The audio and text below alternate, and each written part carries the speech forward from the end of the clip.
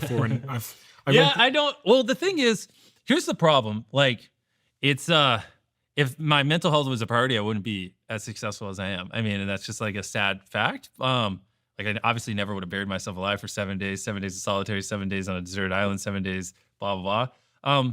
It's like, being consistently uncomfortable and like being able to consistently suffer over long periods is like arguably one of the deepest modes. Like, there's a reason no one makes videos like me, like not even close, because no one wants to live the life I live. I mean, there are months where you know, I think there was one year where I was flying like 200 days, like I was on a plane. I mean, it was a fuck fest, but to get these videos done and I do everything, and it's like, when I wake up tomorrow and I'm gonna be pretty fucking tired and feel like shit, I'm gonna go, something I always tell myself is how you feel right now is why no one else does what you want to do or does what you do. And if you push through this, that's just even, more of a reason why no one will ever be who you are. And so it's like, I think being able to push through unhappiness and do things you don't want to do consistently year after year over the course of a decade is like the ultimate advantage. Like, I mean, I think we'll hit 1 billion subscribers, and I don't think anyone will be anywhere near close, because like, once you make a couple $1,000,000, why would you live the life I live? Like, why? Why would you not take weekends off? Why would you not just film locally, even if it means less views, so you can be on the right time schedule? Why would you not, prioritize your sanity and that kind of stuff? It makes no sense, but that's why no one else does it. you spoke to Colin and Samir, two guys that I met recently. Yeah, they're great. And they're great guys. You said to them, "I'm miserable a lot of times. I have mental breakdowns every other week."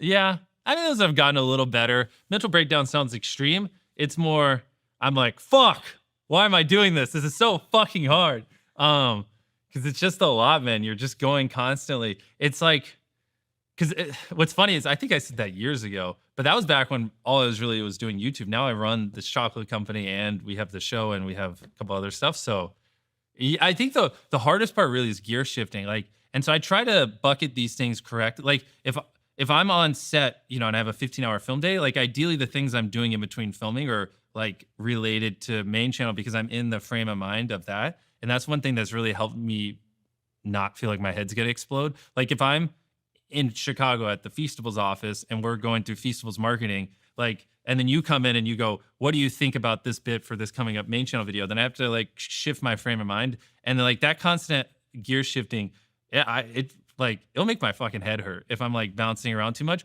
It's also just very not core to who I am. I love obsessing over certain things. And I find, obsessing over things within a business isn't like switching back and forth between marketing and product in a same business is pretty easy. This is a long way of saying, like, one thing that's helped with that is like just really organizing my schedule in a way where it allows my natural state of mind to like obsess over a certain business, finish that, and then move on to the next one. Whereas before it used to be like 30 gear switches a day, and that's just miserable. It's just not even fun, to be honest. I heard Elon Musk, who I know someone you spoke about quite often, also someone that I speak about quite often. Yeah. I heard him say when he was on Joe Rogan that you wouldn't want to be in my head. And I think Joe Rogan asked him if he was happy or something, and he doesn't even like consider the question to be important. Yeah. So 2 questions there. Do you think the average person would like to be in your head? And secondly, are you happy? Well, no, the average person does not want to live the life I live or be in my head. They would be miserable, because you're just working all the time, and they would probably just ask themselves, why am I working all the time? Why don't I do literally anything else? I mean, obviously I'm not a robot. There are times where I'm like, fuck, I really want to play this strategy board game, or I want to do this thing. And I look at the schedule and I'm like, oh, maybe I could do that in 4 days. And the hard thing is, you really have to like be delicate with the framing of your mind, because it's very easy in moments like that to go, fuck, I'm like a zoo animal. Like, I don't have free will. I'm like a little robot to my businesses. And like, and so you have to like be very careful. And sometimes those emotions take over, and especially because I'm a very defiant kind of guy, and I'm like, but I really want to do this thing, but I can't, because I got to go film this video, and I got to do this, and I got to speak at this conference, and I got to do this networking thing, and blah, blah, blah. And so, yeah, I think most people, when that feeling comes up of like, am I just a fucking animal? Like, do I have any free will? They would probably get very depressed. But I've been able to like work through those, and just, I always try to, your brain, you just got to control your thoughts and be like, well, this is the life I chose. You want success. You want to change the world. You want to do this and this. This is the price you have to pay. you should actually see this as a good thing because this is why, which is why I'm very diligent about how I frame things in my mind. Like, this is why no one else will do what you will do. And this is a good thing. This is what you are feeling right now is your moat. You're lucky it's hard. Push through it and you'll be happy you did, you know? And so that's kind of how I try to view it. But no, I don't think most people would be happy living my life. They would be like, oh, let's just grab a couple $1 million and be happy. Are you happy?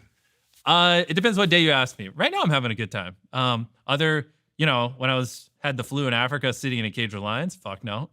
So what's your baseline? How would you describe your baseline? Probably this year, probably so far more unhappy than happy. And it's just, they're just things you got to do that just aren't fun, you know, but I think I really deeply enjoy working on Feastables and I'm trying to spend more of my time building it. The problem is it's just opportunity cost because I'm the only one who can be in front of the camera and film. And that's what's like brutal, especially with Beast Games, is I'm just filming so much. It added so much shit to my yearly filming, like doing this giant show on top of already having the largest YouTube channel in the world. And I was already filming some months, 25 days a month.